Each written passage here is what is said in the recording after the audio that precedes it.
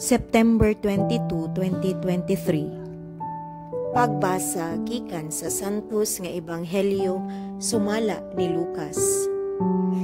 Wala madugay miadto sa Hesus sa kalungsuran ug sa kabalangayan, nagwali sa maayong balita mahitungod sa gingharian sa Dios. Mikuyog kaniya ang napulog duha ka tinun-an ug pipila sa mga babaye nga naayo gikan sa daotang mga espiritu ug sa mga balatian. Sila mao si Maria nga ginganlag Magdalena, nga gikan kaniya gipagula ang pito ka yawa. Si Juana ang asawa ni Kusa nga opisyal ni Herodes.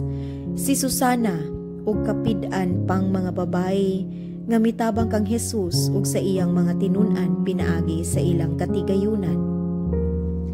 Ang Ebanghelyo sa Ginoo. Daigon ko ikaw, O Kristo.